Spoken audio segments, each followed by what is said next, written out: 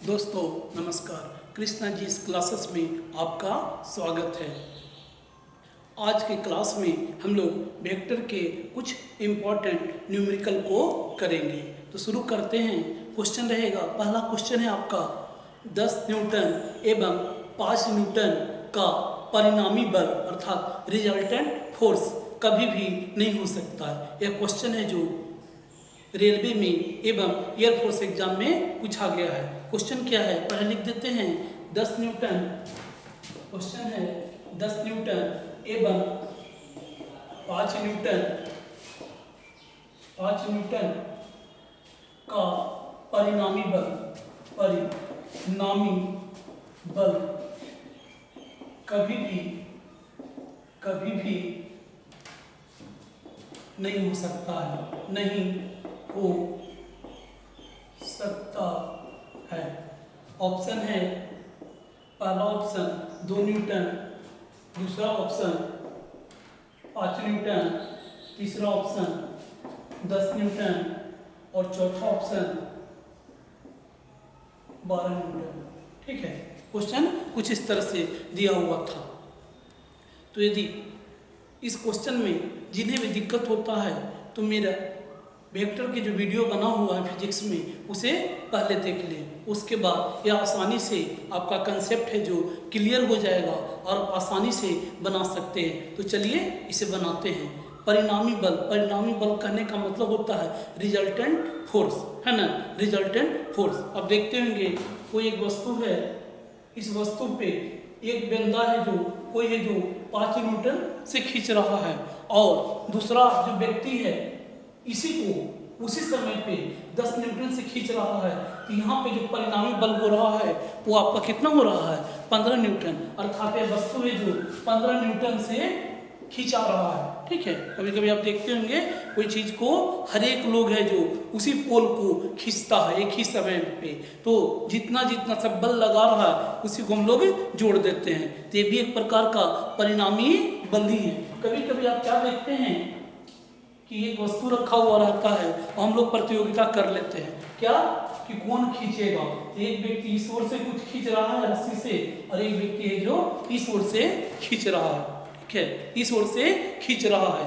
एक है जो इधर से 10 न्यूटन लगाए हुए हैं और इधर से 5 न्यूटन लगाए हुए हैं। तो यहाँ पे क्या देखिएगा कि जो व्यक्ति ज्यादा बलवान है तो परिणामी बल कुछ इस ओर आएगा, तो वस्तु है जो इस ओर आएगा और वो इस ओर जब आएगा तो कैंसिल आउट करते हुए आएगा।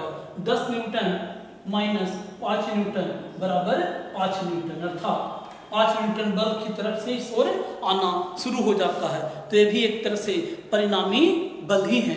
लेकिन यहाँ पे क्वेश्चन है 10 न्यूटन और 5 न्यूटन का परिणामी बल कभी भी नहीं हो सकता है।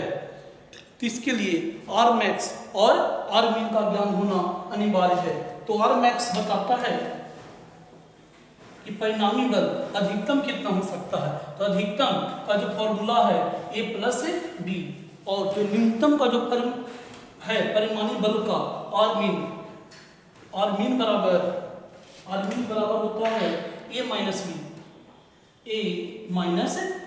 अब इसी से आप सॉल्व कर सकते हैं। एक बार है 10 प्लस 5 बराबर 15 और दूसरा में है 10 माइनस 5 बराबर 5, अर्थात इसी के रेंज में रहेगा 5 से लेकर 15 तक। नहीं इससे ज़्यादा हो सकता है परिणामी बल और न ही इससे कम हो सकता है। तो देखिए पहला ऑप्शन है 2 न्यूटन, तो 2 न्यूटन तो इसका रेंज आया ही नहीं। ठीक है ना, मिनिमम होना चाहिए 5, तो 2 है, तो ये तो आंसर आपका हो गया। ठीक है, यहाँ पे 5 न्यूटन ये भी सही था, ये भी सही था और यह भी सही था। तो पहला ऑप्शन इसका क्या है, गलत है। चलिए अगला क्वेश्चन देखते हैं।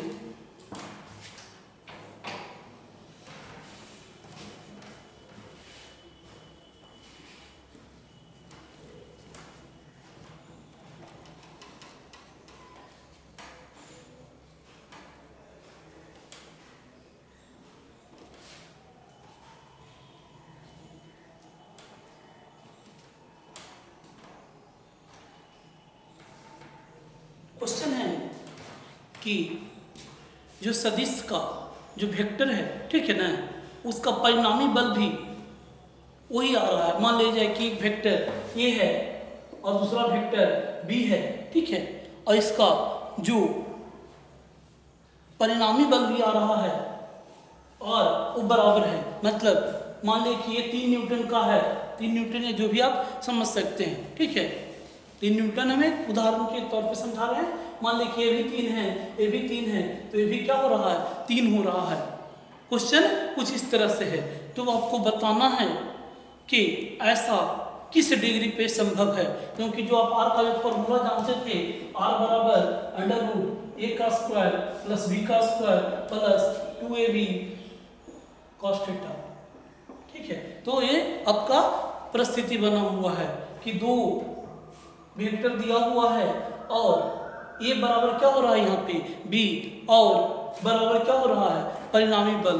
तो किस डिग्री पे ऐसा संभव है। तो चलिए पहले क्वेश्चन को लिख देते हैं।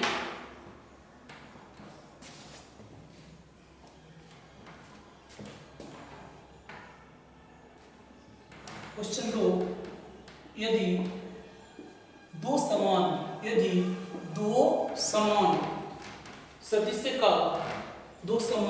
सदिश का परिमाण भी समान हो तो उन सदिशों के बीच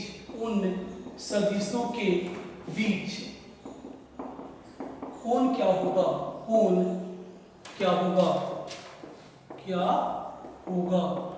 ठीक है। एक क्वेश्चन है आपसे।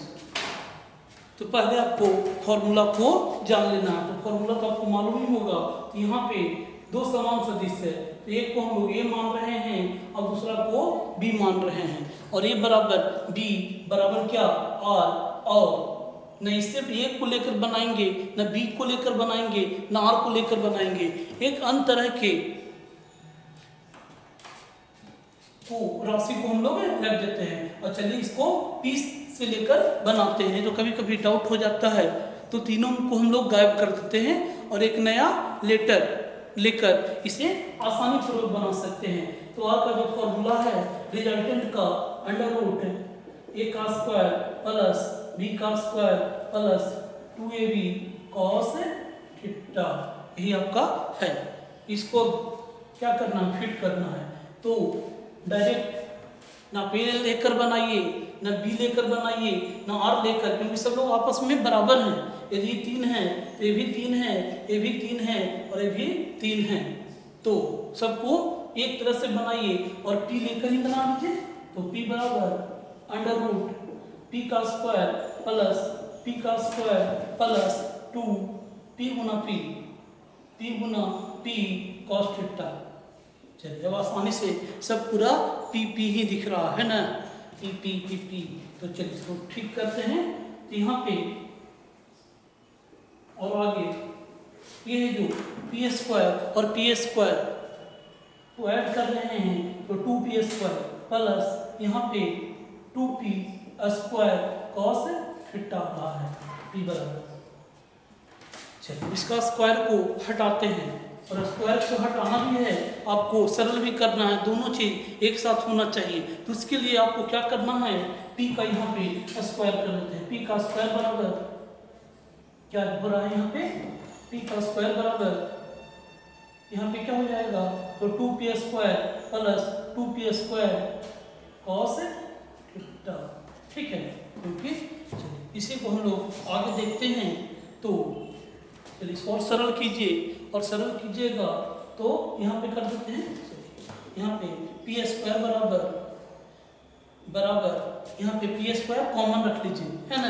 यहाँ भी पी स्क्वायर है और यहाँ भी पी स्क्वायर है, इसको हम लोग कॉमन ले लिए पी स्क्वायर, और यहाँ पे 2 है ना, ये 2 था तो 2, यहाँ पे भी ये 2 है तो 2 cos थीटा।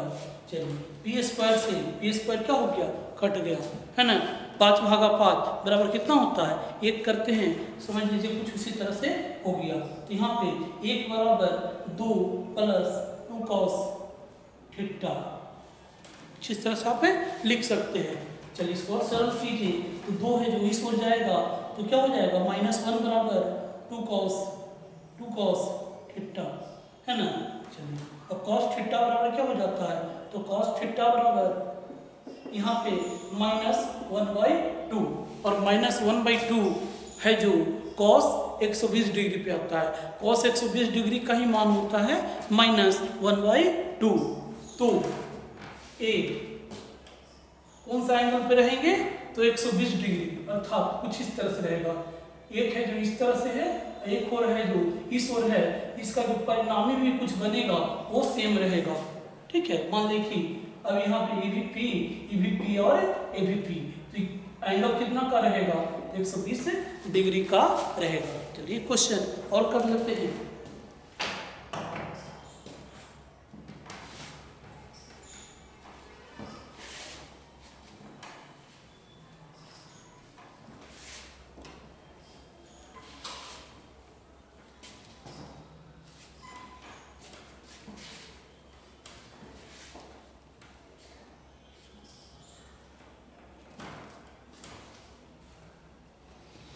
चलिए लास्ट क्वेश्चन है। यहाँ पे क्या कर देख रहे हैं कि फिर है 2 सदिश है, एक सदिश को हम लोग x मान लिए और दूसरा सदिश है जो वो भी है जो c, अर्थात समान। यदि ये 5 न्यूटन का है तो भी 5 न्यूटन का है, जो मान इसका है वही मान इसका है, और उसका जो परिणाम आ रहा है ये दोनों का योग के बराबर है। तो किस डिग्री के कोण पे संभव है, इसका एंगल आपको फाइंड आउट करने के लिए प्राय एग्जाम में है जो आपसे पूछा जाता है। पहले क्वेश्चन को नोट डाउन करते हैं। क्वेश्चन नंबर 3, जब दो समान परिणाम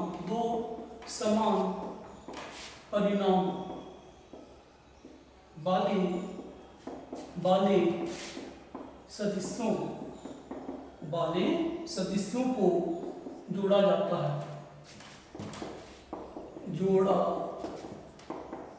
जाता है तो प्राप्त परिणामी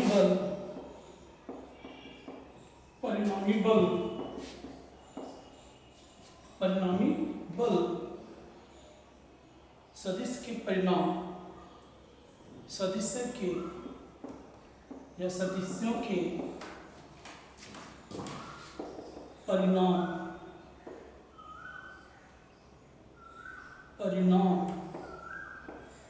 का योग परिणामी बल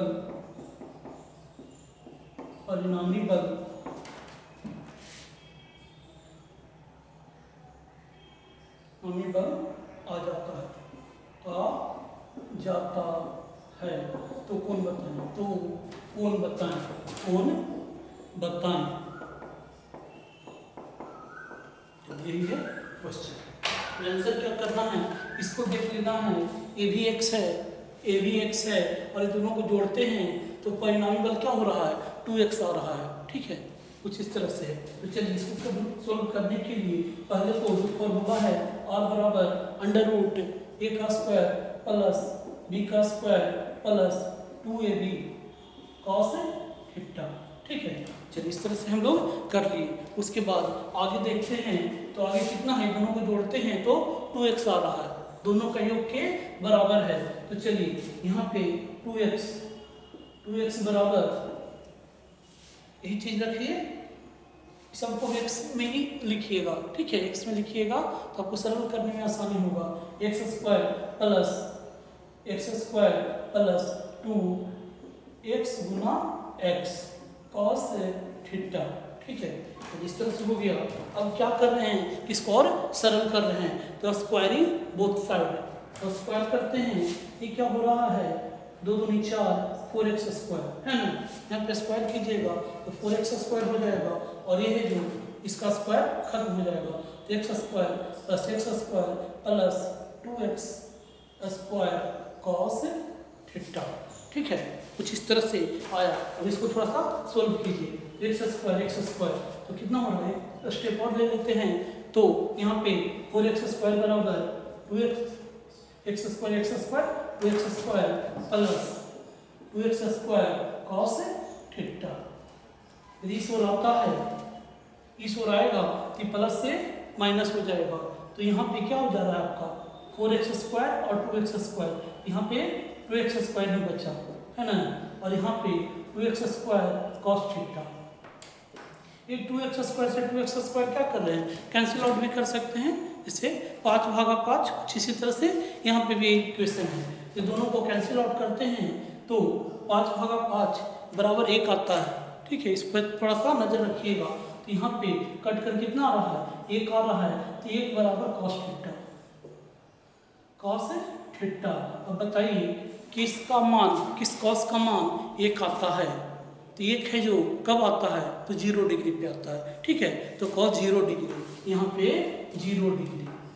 कुछ इस तरह से जो बताए थे पहले वाला जो केस दिए थे कि मान लिया जाए कि एक कार है वो बिगड़ी हुई है, एक बंदा है जो 2 न्यूटन से खींच रहा है और दूसरा बंदा है जो एक तरह से क्या कर रहा है, चलिए वो भी है जो 2 न्यूटन से खींच रहा है, तो जो परिणामी बल हो जाएगा ये दोनों के योग के बराबर हो जाएगा, अर्थात 4 न्यूटन, है ना। चलिए फिर मिलते हैं अगले वीडियो में। थैंक यू दोस्तों।